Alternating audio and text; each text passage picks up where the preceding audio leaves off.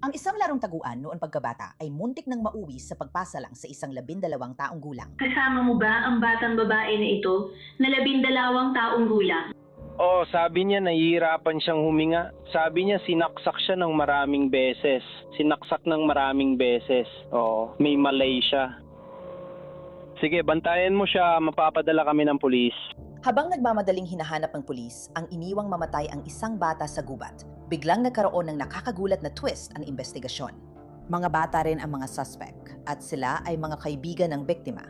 O iyon ang akala niya. Kinuha niya ang kutsilyo mula sa bahay nila. Tinanong namin ang nanay niya kung pwede namin dalhin iyon sa labas. At sabi ng nanay niya, sige, sino ang may? Sino unang sumaksak sa kanya? Sa tingin ko, si Anisha ang unang sumaksak. Tapos ako ang nagpatuloy. Sinabi niya, Morgan, siguraduhin hindi siya makatakas. At ako naman, Paano naplano ng krimen ang dalawang batang babae? Sagot nila, ginawa nila ito para patunayan ang sarili sa isang tao o nilalang. sinabi ni Anisa na kailangan namin gawin yun. Bakit? Kasi sinabi niyang papatayin niya ang mga pamilya namin. Gusto ko lang patunay na totoo siya. Dahil marami ang mandududa at nagsasabing hindi siya totoo. Sa episode na ito, pag-uusapan natin kung paano nagsalpukan ng pantasya noong pagkabata at isang totoong krimen at bakit hanggang ngayon, mahigit isang dekada na, patuloy pa ring laman ng balita ang kasong ito. Tumatawag ako tungkol sa isa sa mga residente ko. Sige, ano po ang kanyang pangalan at apelido? Morgan Geyser. Ano ang apelido mo? Sige, si Sigmund Morgan po. Morgan. Sigmund, ano apelido mo? Geiser. Maligayang pagdating sa Female Criminals. Ako si Elizabeth Milner.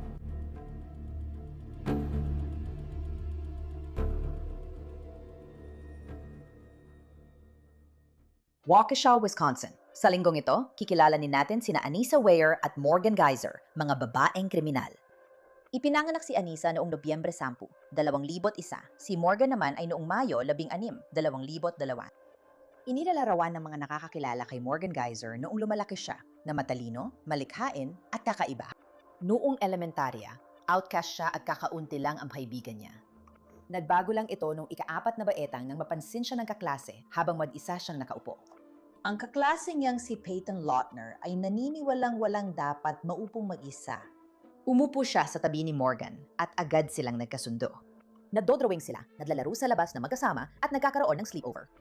Itinuturing ni Peyton si Morgan bilang matalik na kaibigan at itinuturing naman ni Morgan si Peyton bilang nag-iisa niyang kaibigan. Pagdating nila sa ika-6 na baetang, siya lumitaw sa eksena si Anisa Weyer. Sa ika-6 na baitang, lumipat si Anisa sa apartment complex ni Morgan Geyser. Araw-araw silang nagkikita sa school bus at naging magkaibigan. Ang samahan ni na Anisa at Morgan ay kakaiba sa totoo lang. Hindi sila mahilig sa girly na bagay tulad ng manika o boy bands. Doon sila nagkakasundo sa mga kwentong katatakutan na nahahanap nila sa internet. Nagkaroon ng interes sina Anisa at Morgan sa tinatawag na creepypasta. Ang mga nakakatakot na creepypasta ay mga urban legend o nakakatakot na kwento na ibinabahagi at kinokopya sa internet. May isang partikular na alamat na lalong kinainteresan ni na Anisa at Morgan, si Slenderman. Si Slenderman ay katang-isip na karakter na walang mukha, ngunit sobrang pagkahumaling ni na Morgan at Anisa sa kanya na parang totoo. Si Peyton naman, hindi talaga siya mahilig dito. Para sa kanya, nakakatakot talaga ang mga ganitong horror na bagay. Napansin ni Peyton na nag-iba si Morgan mula nang maging kaibigan niya si Anisa. Akala ni Peyton, malupit si Anisa at naiinggit sa pagkakaibigan nila ni Morgan, pero tiniis pa rin niya ito. Tandaan, middle school pa lang ang mga babae. Sa tingin ko, halos lahat na babae ay naranasan na ang ganitong drama sa pagkakaibigan. Pero iba ang samahan ni na Anisa at Morgan. Pagsapit ng Mayo 2014, mas malala pa sa karaniwang drama sa middle school ang nabuo nila. Dahil sa parehong pagkahumaling, naging mapanghanib sila. Noong Mayo 30, 2014, nagpipon sina Morgan, Anisa at Peyton para sa ika-12 kaarawan ni Morgan. Nagsimula ito ng normal. Nag-enjoy sila sa roller rink at kumain ng frozen yogurt. Pagkatapos, ginugan ng mga babae ang matipirang gabi nila sa bahay ni Morgan para sa isang slumber party. Pagkagising ng mga babae kinabukasan, tinanong ni Morgan ang kanyang nanay kung pwede silang pumunta ng mga kaibigan niya sa malapit na park. Hindi karaniwang pinapayagan si Morgan pumunta doon ng walang matanda. Pero dahil birthday party niya at kasama ang mga kaibigan, pumayag ang nanay niya na pumunta sila mag-isa. Gusto ni na Morgan at Anissa na maglaro si Peyton ng tagu-taguan, kaya dinala nila siya sa masukal na bahagi ng David's Park sa Waukesha at sinabihan siyang humiga sa lupa at takpan ang sarili ng mga dahon. Akala ni Peyton na laro lang yon, ngunit ang sumunod ay hindi talaga laro. 911, anong address ng inyong emergency? May kasama akong 12 taong gulang na babae. Mukhang nasaksak siya. Ano ulit? Nasaksak? Narinig mo ang botes ni Greg Steinberg, isang nagbibisikleta na nadaanan ang parke ni David at napansin ang batang babaeng duguan na gumagapang mula sa gubat. Kasama mo ba ang 12 anyos na babae? Oo, sabi niya hirap siyang huminga. Sinabi niyang siya ay ilang beses sinaksak. Sige po sir, kasama niyo po ba siya ngayon? Oo. Gising po ba siya? Gising siya. Humihinga po ba siya? Oo, humihinga siya. Sabi niya kaya niyang huminga ng mababaw. Alerto siya. Manatili ka sa tabi niya. Magpapadala kami ng pulis. Huwag ibaba ang tawag, ayos? Sandali lang po, huwag niyo ibababa ang tawag. Sige, sandali lang po sir. Nagpapadala na kami ng mga pulis. May sala rin ba sa paligid? Hindi ko tiningnan, wala akong nakita. Hindi binanggit sa mga dokumento ng korte ang pangalan ng biktima, pero kilala natin siya, si Peyton Lautner, 12 taong gulang. Kami ang gumawa niyan sa'yo. Bakit ayaw mo magsalita? Kung ayaw mo magsalita, huwag magsalita. Ipirin mo ang lakas mo. Natapos ang tawag sa 911 pagdating ng pulis. Dinala agad si Peyton sa ospital at nadiskubre ng mga doktor ang tindi ng kanyang mga sugat. 19 na beses siyang sinaksak. Halos mamatay siya, pero sa kabila ng lahat, siya ay nakaligtas. Habang ginagamot si Peyton, nag-iimbestiga ang mga pulis. Tandaan, hindi siya nag-iisa sa pagpasok sa gubat. Sinabi niya sa pulis na kasama niya sina Anissa Weyer at Morgan Geyser, ang dalawa niyang di umano'y kaibigan. Nasaan sila ngayon? 5 oras pagkatapos ng pag-atake, natagpuan ng mga pulis na Waukesha ang mga babae malapit sa tindahan ng muebles sa tabi ng Interstate 74. Natagpuan din sa bag ng mga babae ang kutsilyong may dugo. Dinala sa presinto sina Morgan at Anissa, pinaghiwalay at inilagay sa magkaibang silid para imbestigahan. Sa 2 interogasyon, paulit-ulit na tinawag din ng Morgan at Anissa si Peyton na Bella, ang dati niyang palayaw. Dapat malaman ng mga detektib ang nangyari sa gubat. Nakakakilabot ang sagot ni Morgan. Matagal na nila itong pinaplano. Buwan na ang lumipas. Talagang pinagtanungan namin ito ng mabuti. Sobrang maayos ang plano namin. Kaya pumunta kami sa banyo. At pagkatapos ay kumakanta kami ng mga kanta.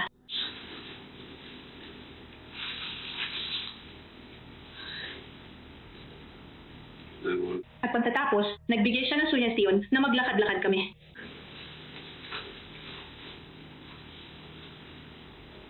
Sige. At pagkatapos, bumagsak siya kay Bella. At ibiniin niya siya sa sahig. Saan niya nakuha ang kutsilyo? Sa kusina ko. Sa kusina niya. Sa kusina ni Anissa. Sino ang umalis ng bahay na may kutsilyo? Sa tingin ko si Anissa, nasa bag yun.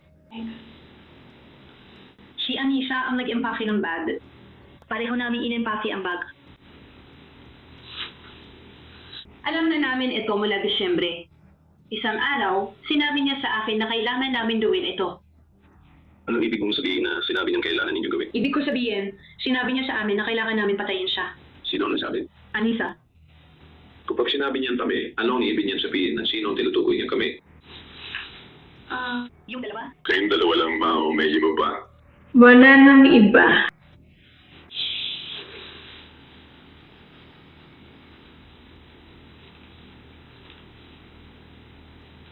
Matagal niyo na itong nilalaro. Kakadiskubre ko lang. Matali ko siyang kaibigan mula ika-4 na baitan. Sino?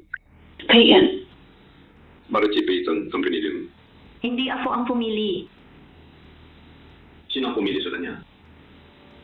Kung sino ang tinutukoy ni Anisha.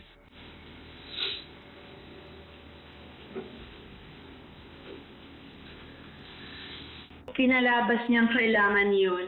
At inisip kong kailangan na naroon ako. Kaya yun na ako kumausap kay Anissa ang nagsabi sa kanila kung ano gagawin dito. Parang mensahe lang talaga yun. Hindi ko alam. Hindi siya masyadong nagdetalye.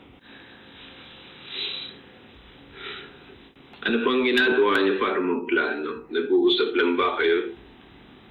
Kayong dalawa lang, may iba pa bang nakakaalam? Paano mo lalaman kayo? Ano ba sinasabi ninyo? Dawin sa kanya nung sinaksak mo siya. Patayin siya. Mas mabuti, sigurong sabihin ko, sinusubukan navigation siya.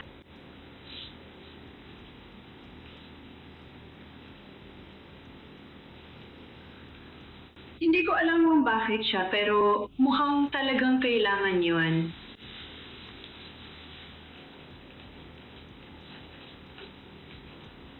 Magkakaroon ako ng restaurant dahil dito. Baka akala ni Morgan dahil 12 pa lang siya, di siya pwedeng hulihin. Tinanong ng detective kung paano nila ni Anissa nadala si Peyton sa gubat. Inamin ni Morgan na niloko niya ang isa sa iilan niyang tunay na kaibigan. Ang huling sinabi niya sa akin ay, nagtiwala ako sa'yo. At pagkatapos, sinabi niya, ayoko sa'yo. Nagsinungaling kami sa kanya at sabi ni Anissa, hihingi siya ng tulong. Wala akong pasali sa pagsisinungaling. Si Anissa lahat yun. Siya ang nagsabing hihingi kami ng tulong. Paano mo sundalin lang para bumaba doon? Sinabi namin, magbi-bird watching kami.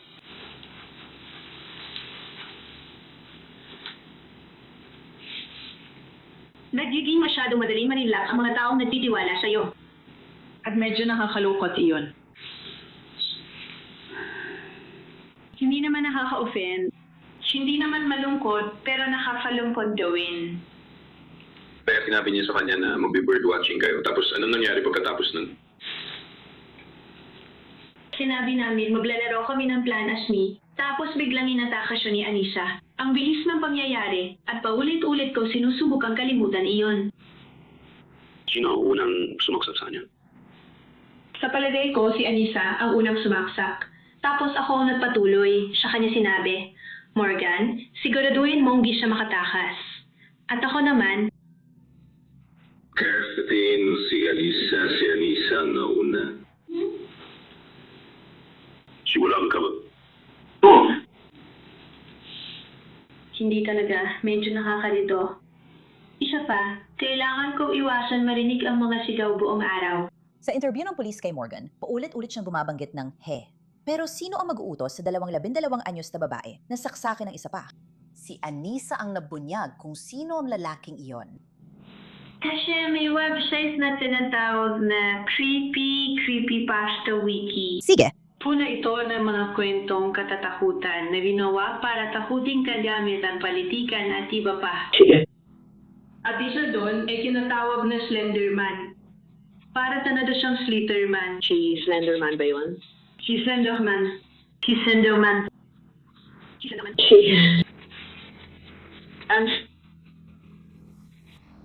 Meron kaming mga proxy o Shermans gaya ng tawag na iba. Maski at masikip.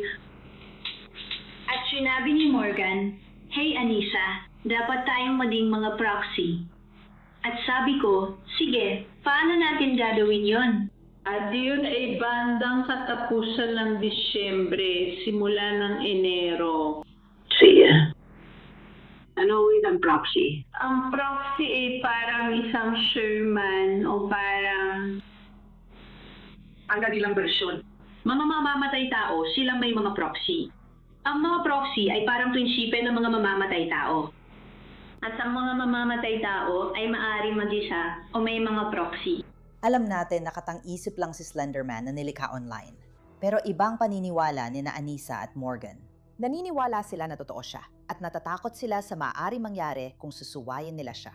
Sige, noong Disyembre o Enero, sinabi sa'yo ni Morgan na parang, uy, dapat maging mga proxy tayo sa tingin ko. No. Parang, Sabi ko, paano nating gagawin yun? Sabi niya, kailangan nating patayin si Bella. sige. Alam mo ba kung bakit niya sinabi yun? Parang, bakit niya sinabi yun? Kasi kailangan daw namin patunayan na karapat-dapat kami kay Slender. Kaya kinabukasan, matapos ang nangyari kay Bella, Habang naglalakad kayo, akala mo nakita mo si Slender, yung taong pinagmamasdan mo. Oo, isang beses pagkatapos saksakin ni Morgan siya. Siya. Akala niya ba kabarilin mo si Slender? Sige. Siya. Inisip mo ba na kayo ang tumatay kay Morgan? O ibig ko sabihin, bacon, bala? Oh. Nagkaroon ako ng matinding nervous breakdown at sinisi ko si Morgan sa lahat ng bagay. Sinabi ko na sinaksak mo siya kung gusto mo. Tingnan mo, ganito rin ang ginawa ni Morgan dati. Hindi madalas umiyak si Morgan. At sa huli, bumili na lang siya at nagsimulang umiyak. At pagkatapos, naglabas lang ako ng sama ng loob dahil natakot ako. Natakot ako para sa sarili ko at para sa pamilya ko. Dahil pagkatapos naming iwan si Peyton sa gubat, malapit sa mabasang lugar, yun ang kinagawa niya, sabi niya. At may isang bagay na nakalimutan kong sabihin sa'yo. Parang gumawa ako ng nasunduan kay Slender na kung hindi ko yun gagawin, kung hindi namin papatayin si Bella, siya ang gagawa nun, o kaya niya, o pwede niyang patayin ang mga pamilya namin at lahat ng mahal namin. At ayun kung mangyari yun, kaya ginawa ko ito. At pagkatapos, sobrang natakot ako noon at nagsimula akong magmadaling maglakad at sinubukan ko makaalis doon. Nagsimula pa nga akong kumanta sa sarili ko. Para kahit paano, mapakalma ko ang sarili ko. Ma'am, sinabi ni Morgan sa'yo na kung hindi natin ito gagawin para kay Slender, mamamatay ang mga pamilya natin o mga mahal natin sa buhay. Totoo bang naniwala ka doon? Oo, kasi maaari siya umabot sa 6 hanggang 14 na talampakan ang taas. Siya, gaya ng sabi ko, ay matangkad na lalaking laging nakasuot ng suit at pulang kurbata. Wala siyang mukha. Maputi ang kanyang balat at sa gusto niya, kaya niya magpalabas ng mga galamay mula sa kanyang likod at sinasakal ang kanyang mga biktima. Ayon sa mga kwento sa creepypasta, mga bata ang madalas niyang pinupuntirya. Okay, kaya natakot talaga ako nang malaman kung si Slenderman, alam mo yon, kaya kainin ang pamilya mo sa 30 segundo. Nabanggit mo ba ang pagpatay kay Benna sa bus or sa birthday party? Minsan lang naman at sinisigurado namin pabulong lang ang usapan. At bakit kayo pagulong kung mag-usap? Para walang ibang makalimig. Maingay ang bus, pero gusto pa rin ng mga tao makinig sa usapan ng iba. Kung may nakarelate, ano ang ikinabahala mo? Na magpupulong tayo habang buhay dahil sa ginawa natin na ito. Para kina Anissa at Morgan, tapos na ang pantasya. Ngayon na ang di na nila matatakasan ang mga kahihinatnan. Noong Sabado, Mayo 31, 2014 bandang siyam, 50 ng umaga, naabisuhan ang Waukesha Police Department na nag-aalalang mamamayan tungkol sa 12 anyos na batang babae na nasaksak sa Big Bend Road, Waukesha. Lahat ng suspect ay nahumaling sa katang-isip na karakter na madalas mag-post sa website ng mga maikling kwento tungkol sa kamatayan at katatakutan. Batay sa aming investigasyon, pinaniniwalaan na ilang buwan ng pinaplano ng mga suspect na patayin ang biktima sa loob ng ilang buwan. Nag-sleepover ang 3 babae sa bahay ng isa sa mga suspect noong Sabado ng gabi, Mayo 30. Kinabukasan ng umaga, nagtungo ang mga suspect sa Davids Park at inakit ang biktima sa gubat malapit sa Big Bend Road, timog ng Rivera Drive para maglaro. Pagdating doon, pinigilan ng isang suspect ang biktima habang sinaksak siya ng isa pang suspect ng 19 na beses sa mga braso, binti at katawan. Maraming saksak ang tumama sa vital na bahagi ng katawan, pero nakakagulat at nagpapasalamat tayo na nabuhay ang biktima sa kabila ng pag-atake. Nagulat ang lahat sa detalye ng kaso. Sa huli, nadiskubre ng mga investigador na si Morgan ang sumaksak kay Peyton ng maraming beses habang tumakbo si Anissa. Paano nagawa ng 2 batang babaeng nasa middle school ang ganitong kasindak-sindak na krimen? May babala ang hepe ng pulisya ng Waukesha para sa lahat ng magulang. Binago ng internet ang ating pamumuhay. Puno ng impormasyon at mga site na nagtuturo at nagbibigay aliw. Puno rin ng internet ng madidilim at masasamang bagay. Nabigay ito ng tsansa sa mga mandaragit ng bata na maabot ang mga anak natin gaya ng hindi pa kailanman dati. Ang walang pagbabantay at walang limitasyong pag-access ng mga bata sa internet ay nagiging seryosong problema. Dapat itong magsilbing panawagan sa mga magulang na magising. Kinasuhan ng tangkang pagbatay sa unang antas sina Anissa Weyer at Morgan Geyser. Inanunsyo ng piskal na lilitisin ang mga babae bilang adulto, hindi sa hukuman para sa mga menor de edad. Dahil dito, napansin ang kaso sa internasyonal na antas. Habang nakakulong sina Anissa at Morgan, si Peyton naman ay abala sa kanyang paggaling. Nakauwi siya isang linggo pagkatapos tangkang patayin. Gagalaling ang kanyang sugat, pero mas matagal siyang makakaahon emosyonal at mental. Itinuring ni Peyton na kaibigan si Morgan. Nuwit na yon, inaakusahan sina Morgan at Anissa ng pananaksak at pag-iwan sa kanya sa gubat para mamatay. Matapang siyang gumalik sa paaralan pagdating ng Taglagas. Pero matagal ding namuhay si Peyton na may trauma at takot. Inamin niya sa panayam na natutulog siya na may sirang gunting sa ilalim ng unan dahil sa ginawa ni na Morgan at Anissa. Mula 2014 hanggang 2017, dumaan sa mga korte ang mga kaso ni na Morgan at Anissa. Sa paglipas ng mga taon, nanatili sila sa mahigpit na sentro ng detensyon para sa mga menor de edad at ilang beses dinala sa mga ospital ng estado. Madalas nang inutusan ng korte na suriin kung kayang humarap sa paglilitis ang mga dalaga. Noong 2017 umusad na ang kaso ng isa sa kanila. Umamin si Anissa Weyer sa kasalanan niya, pero may nangyaring kakaiba. Inamin niya ang tangkang sinadyang pagpatay sa ikalawang antas, pero wala siyang pananagutang kriminal dahil sa sakit o diferensuya sa pag-iisip.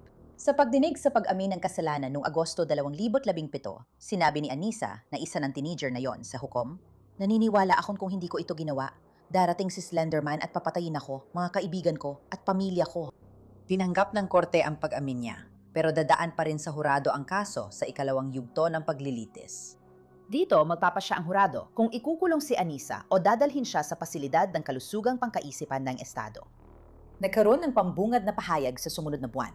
Ayon sa estado, dapat makulong si Anissa. Giit ni Waukesha County Assistant District Attorney Kevin Osborne, hindi dahilan ang sakit sa pag-iisip para makalaya si Anissa ng walang parusa. Iba't ibang uri ng sakit o diferensya sa pag-iisip ang umiiral. Karamihan sa tao ay may ganito. Pero kung lahat ng sakit o diferensya sa pag-iisip ay aalisin ng pananagutan sa krimen, baka halos wala nang makulong dahil halos lahat ay may ganito. Takot ako sa matataas na lugar. Sakit pa sa pag-iisip? Oo. Mabibigyan katwiran ba kung gagawin ko ang mga ginawa ng akusado sa kasong ito? Hindi, kailanman. Maririnig nyo ang ebidensya na ilang buwan na nilang pinaplano ito. Hindi talaga ito ganun kaagaran sa pagkakaintindi ko sa salitang agaran. Pangalawa, maririnig yun na sa araw na nangyari ito, sa araw na nagpasya silang itunoy ito matapos planuin sa bus, at sa loob ng mga buwang iyon, nagising si Anissa. Ang tatlong babae ay natutulog sa iisang kwarto. Plano sanang bumangon sa gitna ng gabi. Patayin si Peyton at umalis. Lagising si Anissa ng 1:30 at sinubukang gisingin si Morgan, pero sabi ni Morgan, hindi pa, masyado pang maaga. Kung talagang tunay na natatakot sila na may agarang panganib sa kanila o sa kanilang pamilya mula sa isang katang-isip na karakter na tila alam at nakikita ang lahat, hindi ba nila maiisip na ako, kung hindi tayo bumangon na yon at gawin ito, magagalit si Slenderman. Hindi ganun nangyari. Hindi nila ginawa. Bumalik lang sila sa pagtulog. Si Morgan ang may kutsilyo. Tandaan, kailangan natin maniwala na si Morgan ang dominante at inaatay si Anissa sa maling landas. At gayon pa man, nasa gubat. May kutsilyo si Morgan. Anong ginawa ni Anissa? Nagpipigil si Morgan. Naghihintay siya. At sinabi niya, magwala ka. Gawin mo na. Si Anissa yon. Hindi si Morgan ang nagsimula ng huling kilos. Si Morgan ang siyang sumaksa. Hindi ko itinatanggi yon, pero utos yon ni Anissa. Sabi ng prosekusyon, sumali si Anissa sa brutal na pananaksak, hindi para kay Slenderman, kundi para kay Morgan Geyser. Bakit niya ginawa yon? At sa tingin ko, ang sagot ay nasa ilang bahagi ng pambungad na pahayag ni Gino Smith. Wala siyang mga kaibigan. Malungkot siya. Depress siya. At bigla na lang naging kaibigan niya si Morgan. At gusto ni Morgan gawin ito. Ano ang dapat gawin ni Anissa? Sumasama siya dahil gusto niya mapanatili ang kaisa-isa niyang pagkakaibigan. Hindi dahil sa takot, kundi dahil mag-isa siya at may gusto siyang makuha. Gusto niya ang pagkakaibigan nila ni Morgan at ayaw niya itong matapos.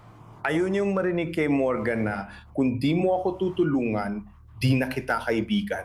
Dahil yun na lang ang meron siya.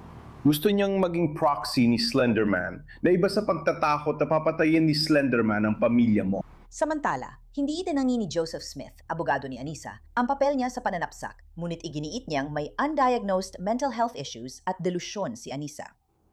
Naniniwala ang dalawa na ang tanging paraan para mapigilan nila ay maging mga alagad ni Slenderman. Para patunayan kay Slenderman na karapat-dapat sila, kailangan nilang pumatay ng isang taong malapit sa kanila. Pagkatapos gawin yon, kailangan nilang iwan ang mga pamilyang mahal at pinapahalagahan nila at isugal ang kanilang kapalaran sa mga kamay ni Slenderman.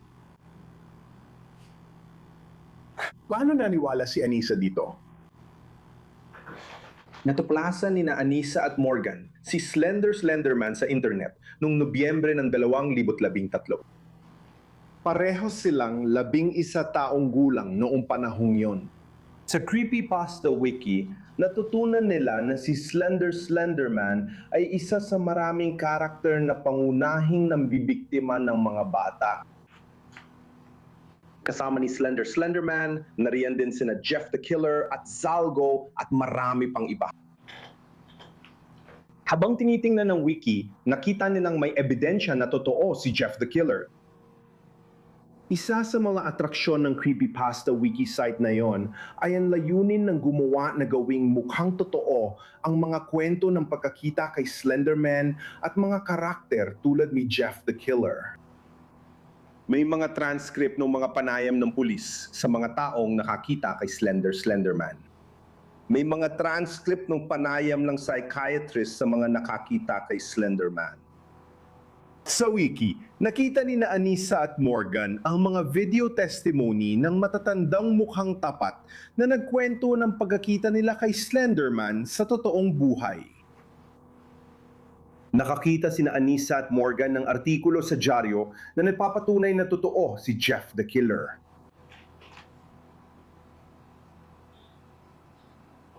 Kaya. Alam nila na totoo si Slenderman at alam nilang malapit lang siya. Kaya para maprotektahan ang kanilang sarili at pamilya, kailangan nilang kumilos. Si Dr. Michael Caldwell, isang eksperto sa larangan ng psikolohiya ng bata, agad naming kinontak dahil gusto naming malaman agad mula sa isang eksperto. Makausap siya kaagad pagkatapos mangyari ito kung ano ang naging sanhi nito. Nakipagkita siya sa kanya ng ilang beses mula Hulyo 2014, kaya agad yun pagkatapos mangyari. Na-diagnose siya bilang may schizotypal. Alam kong malamang hindi mo pa narinig ang salitang iyon dati, pero isa yon sa mga mental disorder na kabilang sa schizophrenia spectrum. Alam ko na maraming tao ang pamilyar sa autism spectrum. Maaring magkakaiba ang antas ng katangian ng autism sa bawat tao. Tulad ng autism spectrum, may spectrum din ng schizophrenia at ipapaliwanag ito ng mga doktor. Pero ibig sabihin nun para kay Anissa ay may hilig siya na mas madaling tanggapin ang mga paniniwala na hindi totoo o batay sa delusyon. Si Morgan ay may schizophrenia din. Magkasama, napailalim sina Anissa at Morgan sa impluwensya at kontrol ng isang delusyong pareho nilang pinaniwalaan.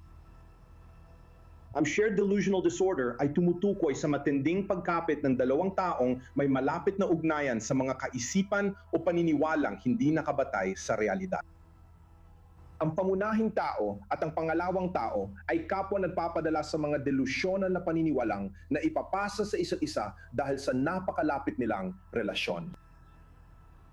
Kaya sina Anissa at Morgan, parehong 11 taong gulang, ay nagkakilala at hindi nagtagal pagkatapos nun, si Anissa ay nawala ng koneksyon sa realidad at nalulong sa delusyon na yon. Sa yugtong ito ng paghilitis, ang depensa ang may pasanin ng pagpapatunay. Sinimulan nila ang kanilang kaso sa pamamagitan ng pagtawag sa isang taong mas nakakakilala kay Anissa kaysa kanino man, ang kanyang ama, si William Weyer.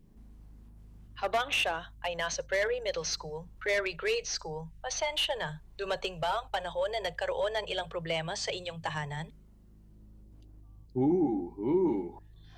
Hiwalay na kami ng nanay ni Anissa at dumaan sa diborsyo noong elementaryo pa siya sa Prairie. Nagpatuto ang tatay ni Anissa na pagkatapos ng diborsyo, napansin niya ang mga pagbabago sa ugali nito. Naging mas tahimik at mas nagkukulong sa sarili si Anissa. Sabi niya, di niya nakita ang mga pagbabagong yon bilang senyales ng mangyayari kahit nagsimula na ang pagkakaibigan ni Anissa at Morgan. Ang una kong karanasan kay Morgan nang ihatid ko si Anissa sa bus stop at nakita ko siyang bumaba mula Burol papunta roon. Ano ang napansin mo kay Morgan? Ang una kong tingin kay Morgan ay siya ay mausisa. Isang araw, dumating siya sa bus stop na nakamaskara, gaya ng isa sa Teenage Mutant Ninja Turtles para sa Halloween. May isang pagkakataon na dumating siya sa hintuan ng bus na may suot na taingang Vulcan mula sa Star Trek. Parang kakaiba yon. Para sa 12 taong gulang, parang nagbibiro lang siya. Tinanong ko si Anissa kung ano bang nangyayari. Sabi niya, ganyan lang talaga si Morgan. Naisip mo na bang baka kailangan ng anak mong babae ng tulong sa mental health? Sa pananaw ko, hindi. May pagkakataon ba na sinabi niya na may nakikita o nararanasan siyang mga bagay na hindi nakikita o nararanasan ng ibang tao? May isang pagkakataon na mga 10 taong gulang si Anissa. Natulog na siya nung gabi ngayon. Maya-maya lang, tinawag niya ako at ang nanay niya. May nakita siyang nakatingin sa kanya mula sa loob ng aparador. Kaya, alam mo na, karaniwang takot ng isang 10 taong gulang sa halimaw sa aparador. Bukas namin ang ilaw. Binuksan namin ang aparador. Wala namang laman. Tinanong namin siya kung ano ang nakita niya. Sabi niya, may nakita raw siyang pares ng pulang mata na nakatingin sa kanya mula sa aparador. Kaya para pakalmahin siya, alam mo na, pinag-isipan namin. Yung bintana ng kwarto niya ay nakaharap sa East Avenue. Meron siyang mga napakatingkad na kulay rosas na kurti na nakasabit sa kwarto niya. Tinanong ko siya kung posible bang ilaw ng kotse ang tumagos sa mga kulay rosas na kurtina at yun ang nakita niya sa aparador. Oo ang sagot niya, kaya doon natapos ang usapan. Natulog siyang walang naging problema. Narinig din ng hurado ang pahayag ng dating kaklase ni Anissa, si KN. Nakatulong ba ang testimonya ni KN sa depensa o prosekusyon? At naalala mo ba na napag-usapan ninyo ni Anissa ang tungkol sa mga proxy? Naalala mo ba nung napag-usapan ninyo ni Anissa na gusto niyang maging proxy? Minsan lang ngayon ayon sa natatandaan ko. Alam mo ba kung nangyari yon bago magmayo 31,2014? Sige, at naalala mo ba kung anong sinabi ni Anissa tungkol sa pagiging proxy? May sinabi siyang parang nakahanap ako ng paraan maging proxy. Kailangan mong patayin ang isa sa mga kaibigan mo. Nagtitingnan ko siya, sabi ko, ano bang sinasabi mo? Sabi niya, huwag kang mag-alala, hindi ikaw. Isang beses lang sinabi sa'yo ni Anissa kung paano maging proxy. Tama ba yon? Oo. Anong naramdaman mo nung sinabi niya yon? Medyo nalito ako pero hindi ko inisip na talagang gagawin niya kasi hindi naman siya mukhang ganong klaseng tao. Ano ang opinyon ng mga eksperto? Pakinggan natin si forensic psychologist Dr. Michael Caldwell. Una, naniniwala ako na ang kanyang pag-iisip noong araw na yon ay naniniwala siya. Naniniwala siya kay Slenderman. Naniniwala siya na siya at si Morgan Geyser ay may espesyal na pagkakaunawaan na, alam mo, totoo si Slenderman at wala ng ibang tao na tila may ganoong pangunawa. At ang ikalawang bahagi ng delusional disorder ay ang tao ay nakakaramdam ng matinding pagnanais na parang pinipilit silang kumilos ayon sa delusyon. Iyon ang dahilan kung bakit ito tinatawag na disorder. Kung ang isang tao ay may delusyon at nakaupo lang siya sa bahay, naglalaro ng video games o kung ano paman, at hindi niya ito pinapansin o ginagawa ng aksyon, delusyon pa rin yon. Pero hindi ito tinatawag na delusional disorder. Ang mga may delusional disorder ay matindi ang pangangailangan iligtas ang mundo o pamilya at hindi nila ito mabitawan. At kaya may dalawang bahagi ito. Una ay kung lubos ba niyang naunawaan ang mali sa kanyang ginawa. Sa palagay ko, alam niya na krimen ang ginawa at pwede silang maaresto. Pero ang paniniwala na ito ay isang masamang puwersa na siya lang at si Morgan Geyser ang nakakaunawa ay naglagay sa kanya ng moral na obligasyon. Nasubukang protektahan ang sarili at pamilya niya mula sa nakakatakot na bagay na ito. At sa isip niya, sa tingin ko, ay kumikilos siya dahil sa pakiramdam ng altruismo na may inililigtas siyang tao at ito ay isang napakahirap na moral na desisyon. Sa ganong paraan, hindi ko iniisip na lubos niyang naintindihan ang pagkakamali kahit alam niyang labag sa batas ang ginawa niya. Hindi ko iniisip na buo ang kakayahan niyang maintindihan ang pagkakamali ng ginawa niya. Pangalawa, kung hindi mo lubos na naintindihan, kung hindi mo lubos na naunawaan kung ano talaga ang ginagawa mo, hindi mo din naintindihan ang lahat ng mga kahihinatnan at lahat ng eon. Kung may mental na karamdaman at di kayang gawin yon, ibig sabihin di mo kayang sumunod sa batas at napipilitan kang gumawa ng ganoon. Labag ito sa batas, ngunit wala kang ganap na kontrol sa iyong kilos dahil hindi mo lubos na unawaan ang ginagawa mo. Pagkatapos ng ilang araw ng pagtestigo, may huling pagkakataon ang bawat panig na ipaglaban ang kaso sa hurado. Kung susumahin mo ang lahat ng ito, napakasimple lang. Ang punto ay, kailangan ba o gusto niya lang? Kung nalaman niyang kailangan niya, kung talagang naniwala siya na papatayin siya o ang kanyang pamilya ni Slenderman, di baka hindi niya kayang sundin ang hinihingi ng batas.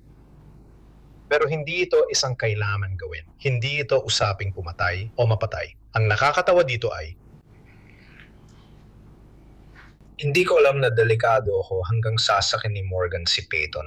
Yan ang sinabi niya kay Detective Trusoni. Yan ang totoo. Hindi ito usaping pumatay o mapatay. Isa lang itong kagustuhan. At dahil isa lang itong kagustuhan, kaya niyang sundin ang mga hinihingi ng batas. Isa itong pagpili. Sa kasong ito, ang ebidensya lang ay natutugunan ni Anissa Weir ang pamantayan para mapatunayang wala siyang pananagutang kriminal dahil sa sakit o kapansanan sa pag-iisip. 3 doktor ang nag-diagnose sa kanya ng sakit o kapansanan sa pag-iisip, isang delusional disorder. Ipinaliwanag nila na napakalakas ng kanyang delusyon, kaya hindi na dawang sundin ni Anissa ang mga hinihingi ng batas sa kanyang kilos. Si Dr. Caldwell, na nakita siya wala pang 2 buwan matapos ang insidente, ay naniniwala rin na kahit alam niyang labag ito sa batas, hindi niya talagang naunawaan ang mali nito. Napagdesisyonan ito ng mga doktor matapos nilang suriin ang lahat ng impormasyon, kabilang ang kabuuan ng mga naitalang pahayag. At muli, gaya ng sinabi ko, marahil ang pinakamahalaga, tiningnan din nila kung ano ang mga pumapasok sa isipan ng mga batang ito habang natututo sila tungkol kay Slenderman, tungkol sa creepypasta, tungkol sa buhay sa Slender Mansion. Sa gubat ng Nagalay, na tinutumo nila na alam nila ang sinabi ng 2 babae. Alam nila wala sa ulat ng pulis. Malaki ang tungkulin ng hurado at hindi sila agad ng desisyon. Nag-usap-usap sila ng 11 oras bago bumalik dala ang kanilang pasya. Babasa ang korpe ng hatol. Kami, ang hurado, ay nagpasya. Tanong 1. Sa oras na naganap ang krimen, ang akusado ba ay may sakit o depekto sa pag-iisip?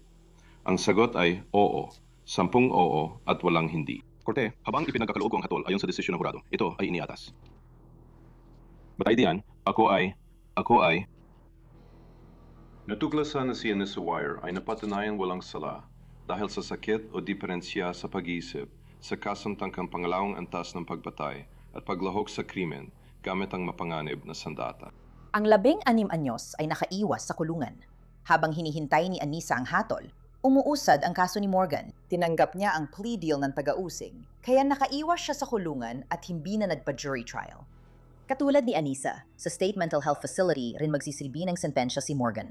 Nakatakda ang paghatol kay Morgan sa unang bahagi ng 2018. Noong Desyembre 2017, sinentensyahan si Anisa Wire. Huli namin siyang narinig noong ininteroga ng pulis 3 taon ang nakalipas. Ngayon, naririnig na naman natin siya. Nagsisisi ba talaga siya? Gusto ko lang malaman ng lahat ng sangkot dito na inaako ko ang responsibilidad para dito. At gagawin ko ang lahat na kailangan kong gawin para masiguradong hindi na ako magkakaroon ng kahit anong delusyon o kung ano pa man ulit. At gusto kong malaman ng lahat ng sangkot na labis kong pinagsisisihan ang lahat ng nangyari noong araw na yon at na. Wala po, alam kong wala akong masasabi para maayos ito. Kagalang-galang na hukom. Wala rin akong masabi para maitama ang mga nasira ko. Umasa lang ako na sa pamamagitan ng pananagutan ko at pagtanggap ng responsibilidad sa kinasangkutan ko nung araw na yon, na sana ay kaya kong maging responsible at siguraduhin na hindi na ito mauulit. Hindi ko nahahayaang mangyari ito muli. Gagawin ko ang lahat ng kailangan kong gawin para matiyak na hindi na ito mangyayari. Alam kong narinig mo na yan dati at malamang maririnig mo pa ulit, pero totoo yun. At Patwad. Hindi dumalo sina Peyton at pamilya niya sa hatol kay Anisa, pero ramdam pa rin sila sa korte nang basahin ng hukom ang liham ng nanay ni Peyton. Ikinuwento ni Gang, Lawler kung bakit sila umabot dito at kung ano ang nagtulak sa kanya magsulat ng liham.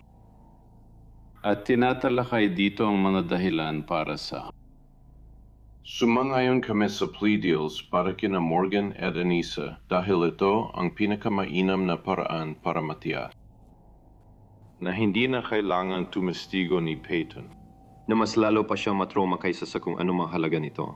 Isa itong napaka-practical na resulta at totoo naman yon. Katulad ng paglalakad mo sa kalsada at may tumingin sa mga peklat mo, ang bumalik at muling ikwento ang lahat ay magiging traumatiko at parang bagong sugat para sa kanya, sa pamilya at pati na rin sa komunidad. Pangalawa, naramdaman ni Peyton na pinakamainam para sa 2 babae ang ilagay sila sa mental health facility. Naniniwala si Peyton na ang mental health facility ang pinakamainam para kina Morgan at Nessa, pero natatakot pa rin siya para sa kanyang kaligtasan. Natutulog pa rin siya na nakasara at nakakandado ang mga bintana niya at nakakabit ang mga security latch. Ayaw pa rin niyang buksan ang kanyang mga kurtina.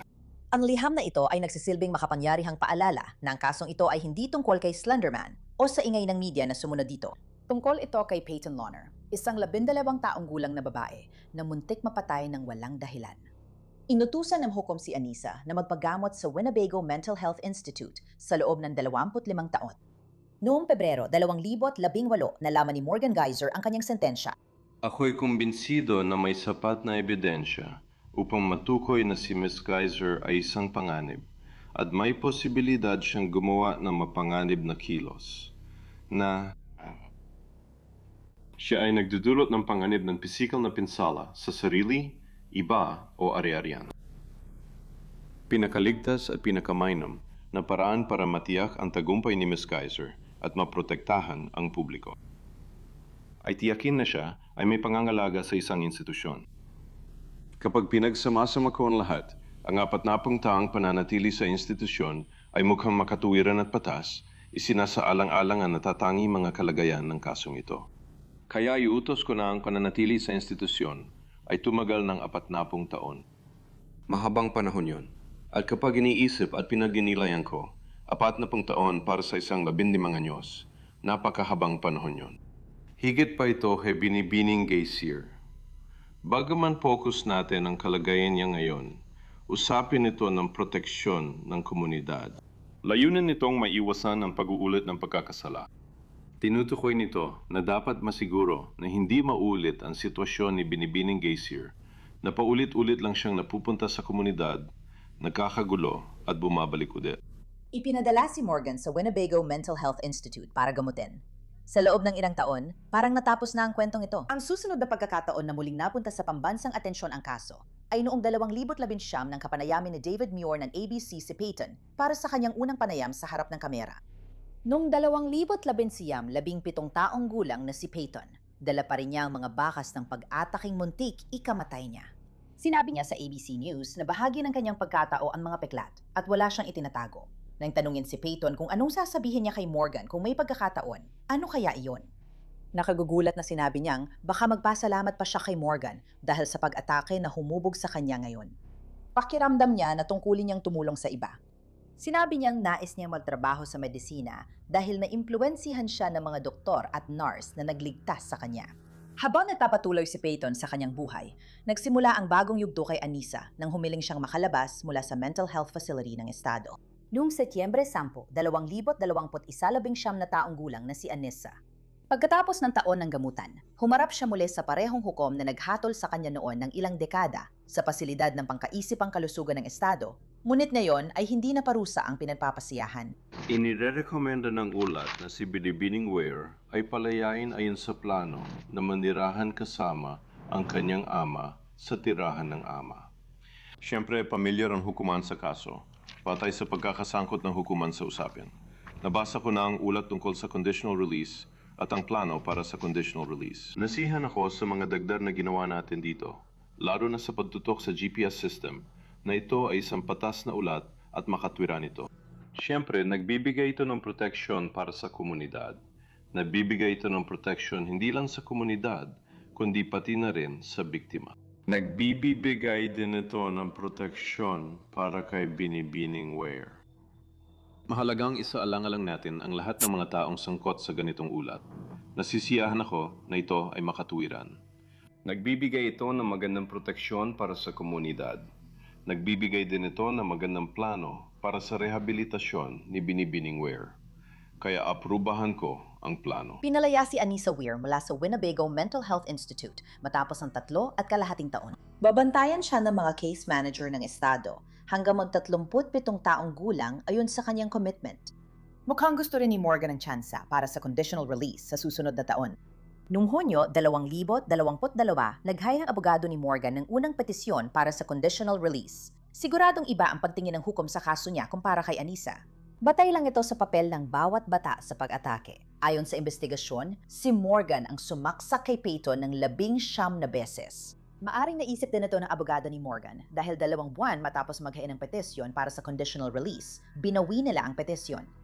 Noong Mayo 2023, muling naghain si Morgan ng petisyon para sa conditional release. Pagkalipas ng 2 buwan, parang nangyari na ulit. Binawi ng abogado ni Morgan ang kanilang petisyon. Ayon kay Anthony Cotton, abogado ni Morgan Geyser, malaki na ang progreso ni Morgan sa gamutan at dapat handa na siyang mapalaya sa taong 2024. Tama ba ito? Humarap si Morgan sa korte ng Waukesha County noong Abril 10, 2024. Pinakinggan ni Hukom Michael Boren ang testimonya ng 2 court-appointed psychologist, sina Dr. Deborah Collins at Dr. Brooke Lundberg. Ngayong nasa early 20s na si Morgan, marami ang nagtatanong kung epektibo ba ang paggamot sa kanya. Pero kung oo at ito ay ipagkakaloob, halimbawa sa susunod na 2 buwan, hindi mo nabanggit ang bilang ng buwan sa ulat mo. Halimbawa, sabihin nating 2, 3 o 4 na buwan. Kung ipapatuloy ni Morgan ang kanyang ginagawa at mga nabanggit dito, masasabi bang karapat dapat na siyang mapabilang sa komunidad? Darating ang punto na magiging opinyon ko na iyon. Inaasahan ko magiging handa na siya para sa conditional release sa mga darating na buwan. Sige. Ilang buwan yon kung kailangan mong tantyahin? 2 ba? Hindi ko alam. Ipagpalagay natin sa teorya na ang landas na nakita mo kay Morgan at ang positibong direksyon ay magpapatuloy gaya ng nakita mo. Sapat na ba ang 2 buwan pa sa Winnebago? Ang pinakamagandang tantya ko ay 6 hanggang 12 buwan. At para lang mas direktang sagutin ang tanong na alam kong tinanong ng korte kahapon at nabanggit na rin, hindi mo pinaniniwalaan na pineke ni Binibining Geyser ang mga sintomas para umiwas sa pananagutan sa orihinal na krimen. Tama ba? Tama. At ganoon din noon ang paniniwala ng iba pa niyang medical team at mga tagapagbigay ng paggamot na hindi niya pineke ang mga sintomas. Tama? Totu. Kaya ang pangkalahatang kasunduan ay may mga sintomas ng psychosis noong panahon na yon habang tumagal ang mga ito. Tama rin ba na sa kasundong ito, hindi na nila nararanasan ang mga sintomas sa matagal na panahon? Kung titingnan natin ng particular ang mga tiyak na delusyon na nag-ambag sa pangunahing krimen, oo, totoo na, wala nang paniniwala na may kinalaman halimbawa kay Slenderman sa loob ng ilang taon. Kung mas malawakan nating pag-uusapan ng mga sintomas, may mga pangamba pa rin. Bukod sa depensa, 2 saksi lang ang pabor sa conditional release ni Morgan, si Dr. Kenneth Robbins at si Dr. Caleb Pope, ano po ang inyong opinion particular tungkol kay Morgan at sa kanyang petisyon para sa conditional release? Para sa akin, na yun na ang tamang panahon para siya ay bigyan ng conditional release. Sa ulat mo, sinabi mo ngayon ang tamang panahon para siya palayain. Bakit ito ang pinakaangkop na panahon na yon? Dahil si Morgan ay malaki na ang ipinagbago at kailangan niya ng mga bagay na hindi na kayang ibigay ng institusyon. Sa palagay ko, maraming naging benepisyo si Morgan sa pananatili niya sa Winnebago. Pero tingin ko, naabot na niya ang limitasyon ng tulong na kaya nitong ibigay. Walang indikasyon na siya ay mapanganib sa ngayon. At sa tingin ko, ang mga bagay na kailangan ni Morgan, tulong sa pakikisalamuha, tulong sa edukasyon, tulong para maging independent, ay mga bagay na hindi na kayang ibigay ng Winnebago sa isang epektibong paraan. Sige, ibig sabihin, wala ng treatment na pwedeng gawin si Morgan sa Winnebago. Wala ng treatment na pwedeng gawin si Morgan sa Winnebago. May ibang treatment pa. Sa tingin ko, hindi maganda ang ilang bahagi ng pagiging nasa Winnebago. Ay mas mabigat kaysa sa posibleng benepisyo ng treatment na inaalok doon. Alam mo bang pareho nilang nakita na si Morgan ay hindi pa angkop sa conditional release? Narinig ko ang testimonya nila tungkol doon. At naniniwala sila na si Morgan ay patuloy pa ring may malaking panganib na makasakit ng sarili niya o ng iba. Narinig ko ang kanilang narinig ko ang kanilang testimonya tungkol doon. Hindi ka sanayon doon? Mas masasabi kong mas sang-ayon ako sa pagsusuri ni Dr. Robbins tungkol sa sitwasyon. Wala nang ipinakitang panganib si Morgan sa loob ng ilang taon na yon. Naniniwala akong mahalaga na mailipat na siya sa komunidad para sa kanyang patuloy na pag-unlad.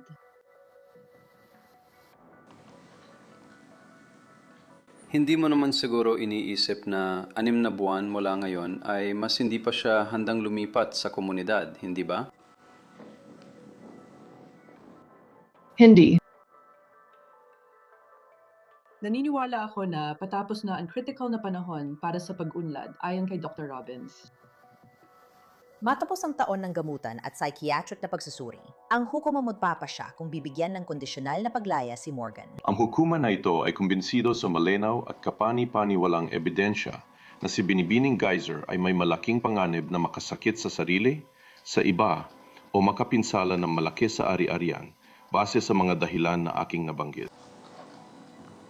Ngayon, nagsusumikap siya at ginagawa ang kailangan, pero hindi pa rin nawawala ang panganib na ito.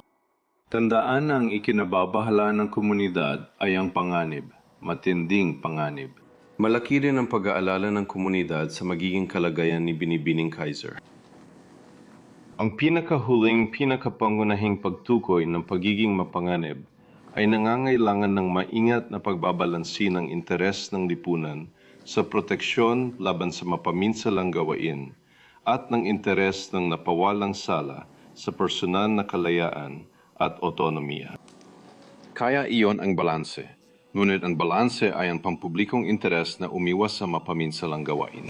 Sa ilalim ng mga kalagayan nito, kumbinsido ang hukuman na ang timbangan ay pumapabor sa publiko at malinaw at kapanipaniwala ang ebidensya na ganun nga.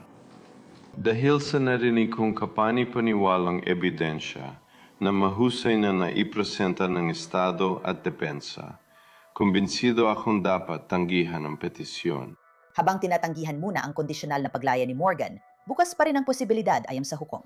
Maari siyang maghain muli ng petisyon para sa paglaya makalipas ang 6 na buwan. Sa Enero 6, 2025, babalik si Morgan sa korte para sa panibagong pagdinig. Posible ba talagang magbago ng malaki sa loob ng 9 na buwan? Sa ngayon, suportado ko ang kanyang petisyon para sa kondisyonal na paglaya. Particular, hindi ako naniniwala na siya ay kasalukuyang may malaking panganib na makapagdulot ng matinding pinsala sa kanyang sarili, sa iba, o sa ari-arian. Kasama sa protektibong salik ang kanyang talino at galing sa paglutas ng problema. Napabuti niya ang kanyang mga kakayahan sa pagharap sa stress na kanyang pinaghirapan at na-develop sa tulong ng mga taon ng gamutan at ng pangkat ng mga tagagamot na mayroon siya sa Winnebago. Pinabuti at naipakita niya ang galing sa pagkontrol sa sarili, lalo na sa pagkontrol ng emosyon. Kaya ang panghawak ng stress sa institusyon nabawasan ng dalas na ng paggamit ng pantasya o ng paggamit siguro masasabi kong pantasya o pag-urong sa sarili bilang paraan ng pagharap. At meron din siyang ipinakitang motibasyon na aktibong ituloy ang isang prososyal na landas sa buhay habang sumusulong. Hahanga-hanga ang kanyang pagsunod sa gamutan, kapwa sa pag-inom ng gamot at sa pagpapagamot. Ang kawalan niya ng mga problema sa pamamahala ng ugali sa institusyon, ang kawalan ng karahasan niya sa ibang tao sa institusyon at sa kanyang sarili. Lahat ng iyon ay napapakita na handa na siya para sa pagpapalaya ng may kondisyon sa ngayon. Sa palagay mo ba dahil dito hindi na siya gaanong delikado? Hindi na magiging gaano mapanganib si Binibining Kaiser kung bibigyan siya ng tsansang lumipat sa group home at mapalawak ang kanyang pag-unlad. Hindi ko iniisip na magiging delikado siya sa iba, nasa Winnebago man siya or hindi. Sa tingin ko may panganib na lalo na paglipas ng panahon. Dahil limitado ang kayang ibigay ng Winnebago, iniisip kong baka mawalan siya ng pag-asa at maging panganib sa sarili balang araw. Kaya kabalintunaan man, pero sa tingin ko mas magiging ligtas siya sa labas ng Winnebago. Matapos suriin ng hukom ang bagong testimonya at pagsusuri ni Morgan, nagbago na ang resulta. Kaya habang nire-review ko ang lahat ng ulat at mga usapin, kumbinsido ako na sa ilalim ng mga pangyayaring ito, na ang korte ay magpapahintulot ng paglaya, kumbinsido ako na based sa malinaw at kapanipaniwalang ebidensya sa kasalukuyang sitwasyon, si Ms. Geiser ay hindi nadudulot ng malaking panganib ng pinsala sa sarili niya o sa iba, o ng seryosong pinsala sa ari-arian. Kapag nagpapasya ako ngayon, iniisip ko ang mga nangyari. Isinasaalagalan ko ang panganib ng mga nangyari noong 2014. Isinasaalang-alang ko rin naman ang mga nangyari mula noon, lalo na sa nakarang 6 na buwan. Isinasaalang-alang ko ang mga opinyon mga doktor. Pero lalo na at naging mahalagang pagsusurito para sa korte na gawin yun, gaya ng binanggit sa desisyon sa kasong Randall. Ang pinanadesisyon sa pagiging mapanganib ay nangangailangan ng maingat na pagtimbang sa interes ng lipunang maprotektahan mula sa pinsala at interes ng naabsuelto sa kalayaan at otonomiya. Sa pagtingin sa kaso ni Randall at sa mga nangyari kay Randall at kung ano ang mga kalagayan ni Randall. Kung ako, kapag inihambing ko si Randall kay Geiser, talagang may pagkakaiba. May napakakalaking pagkakaiba sa dahilan ng pagtanggi sa supervised release sa kaso niyon, sa kaso ni Randall, kumpara sa usaping ito. Kapag tinitimbang ko ang konsepto ng pagiging mapanganib, ay bumabalik ako sa mga nangyari at sa naging progreso, hindi kabilang si Binibining Geiser sa parehong kategorya ni Ginoong Randall sa kanyang petisyon para sa paglaya at sa pagtanggi sa paglaya na iyon. Kaya ipinagkakaloob ko ang petisyon, gayon ang utos. Tinayagan ng hukom ang paglaya ni Morgan, pero hindi siya agad makakalabas ng korte. Kailangan munang gumawa ng mga eksperto sa kalusugan ng isip ng estado kung saan siya titira. Hindi tulad ni Anissa, ang plano ng paglaya ni Morgan ay hindi kasama ang pag-uwi sa kanyang pamilya. Sa halip, inaatasan siyang manatili sa isang group home. Para kay Morgan at sa kanyang abogado sa depensa, ito ay isang tagumpay. Sigurado akong magiging maayos si Morgan. Ibig kong sabihin, syempre, nasa kanya na yon, na siguraduhing tinutugunan niya ang kanyang mga issue at sineseryoso ito. May hangganan lang ang magagawa namin at syempre, wala naman kaming kakayahan makita ang hinaharap. Tama siya, walang nakakaalam ng hinaharap. Pero noong Nobyembre 2025, nag-iba ang ibig sabihin ng kanyang sinabi. Tungkol to sa isang residente ko. Sige. Umalis siya kagabi at tinanggal niya ang kanyang GPS monitor, yung ankle monitor na suot niya. Sige, ano po ang kanyang unang pangalan at apelido? Morgan Geyser, bonggot ito. Naalala ko agad si Peyton at pamilya niya nang lumabas ang balita. Matagal na nilang kinatatakutan ng ganitong mangyari. Ngayon, kinakaharap na nila ang pinakakinatatakutan nila. Sinabi ng tumawag mula sa group home ni Morgan na may mas matandang kaibigan na madalas gustong bumisita kay Morgan. Nagdulot ng pag-aalala ang pagkakaibigang ito at tama ang kanilang hinala. Oy, mga pare.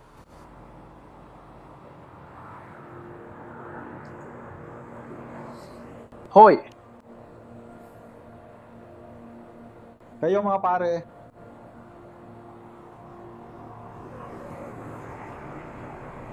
Oy, pasensya na pero hindi kayo pwedeng nandito sa likod. Sa labas tayo magtatambay. Sa Robbins Police Department, pwedeng matulog sa lobby nila. Hindi, ayos lang kami. Mabilipot na lang kami. Ano? Mabilipot na lang kami. Salamat, pinahalagaan ko yon. Pasensya na kung nakabala ako sa inyo. Sige, salamat sa pagintindi ninyo. Maraming salamat. Pinapanood mo ang body cam video ng mga pulis sa Post Posen, Illinois. Si Morgan at ang kaibigan niya ay halos stranded sa truck stop matapos maubusan ng pera. Saan kayo galing? Sige, sobrang kasalin na kami sa programa. South Salve, kamusta? Gano'ng kalayo? Hindi naman malayo at wala kaming tinitirahan kahit saan. Ayos lang kami ngayong gabi. Gusto ko lang siguraduhin na hindi kayo nilalamig. Ayos lang kami. Sigurado. Kumusta? Salamat, walang problema. Gusto ko lang masigurong may mag-aasikaso sa inyo papunta sa kalsada.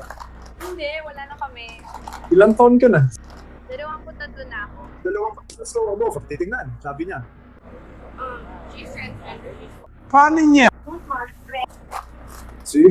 Wala akong ID ko. Pero ibigay mo na lang pangalan at birthday mo para makasiguro kami na ikaw talaga yan. Ikaw naman talaga yan, di ba? Hindi ka nawawala, tama? Ayos! Wala problema. Salamat sa pagtawag. Sige, ano ang apelido mo? Hindi ko alam kung bakit kailangan kong gawin ito. Hindi ako naniniwalang 23 ka. Tama. May tawag kami dito kada tawag.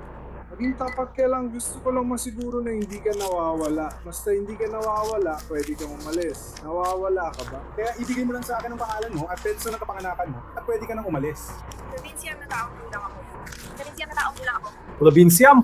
Provincial? Adulto ka pa rin. May apelido mo. Ikaw ano? Ayaw mong ibigay sa'yo ang pangalan ko. Sige, kung ganon, arestuhin ka namin. Pupunta kami at kukunin ang iyong ID. Dadalhin ka namin sa istasyon para beripikahin ang pagkakakilanlan mo. Kaya huwag mong hadlangan ng opisyal. Ibigay mo sa akin ang iyong kapanganakan. Hindi ka naman hinahalap dahil sa papatay, di ba? Tama. Kung ganon, wala namang magiging problema. Sige, pinalalaki mo lang. Ano ang apelido mo? Gri. Ano mo ito baybayin? I-E-S. I-E-S. B. G-R-I-E-S. C. G-R-I-E-S. Anong first name mo? Stephanie. Kaya, Stephanie. Stephanie, ibigay mo sa akin ang totoong pangalan mo. See? Kung bumalik siya, walang gagawa sa file. Sana hindi siya bumalik. Ibig sabihin, pareho kayong nagsisinungaling. Dadalhin po kayong dalawa sa fingerprinting. Sige, huwag niyo kaming tilitin, gawin yon. Gusto lang namin kayong paalisin ng maayos, hindi pwede. Pinag-aano ba kayo? Hindi pa kasal ang bata. Bakit may tinatago ang pangalan mo? Hindi ko maintindihan. Sa huli, inamin ni Morgan ang totoo at ibinigay ang pangalan sa pulis matapos maramdaman ang pagtatapos ng kanyang kalayaan. So, Morgan, yan ang yung unang pangalan, tama ba? G-E-Y-S-E-R. Hindi. Hayaan mo ako magpaalam. Sige, nagawin namin. Di ko na siya makikita. Makikita mo siya ulit. Hindi ko na siya makita. 3,014. 3,014. Dahil may nagawa akong mali. Hayaan mo akong magpaalam. Papayagan ka namin magpaalam pero hintayin mo munang malaman namin ang totoong nangyayari. Sige, akong papayagan kitang magpaalam. Kahit ano pa ang ginawa ko. Oh, kahit ano pa. Apelido. Pangako ko yan. Nagiging tapat ka sa akin. Nagiging tapat ako. Yan ang pangalan ko. Magtiwala ka. Ayokong ibigay yan sa'yo. Malalaman mo agad ang dahilan. Pero di niya alam pangalan ko. Sige, itaas mo ang kamay mo. Sabi mo, pwede kong sabihin ang pangalan ko. Papayagan kita. Pareho ba kayo pumupunta sa isang lugar? Okay? Pangako, hindi niya talaga alam. Si. Oh, may maliit na yung problema. Pasensya na. Pasensya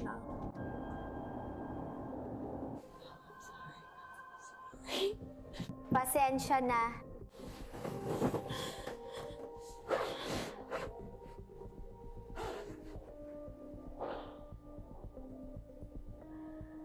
Sobrang pasensya na.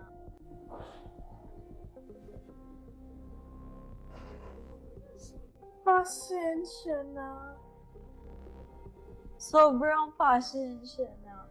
Sorry.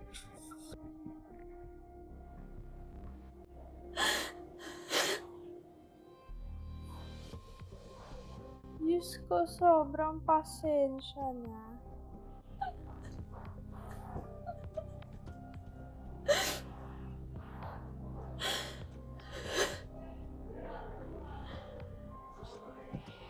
Sobrang pasensya na, Diyos ko.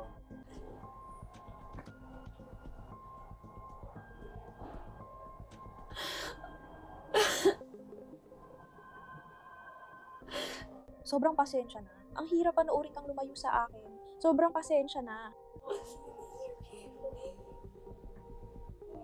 Sana hindi ko ginawa. Sige. Sige, mahal.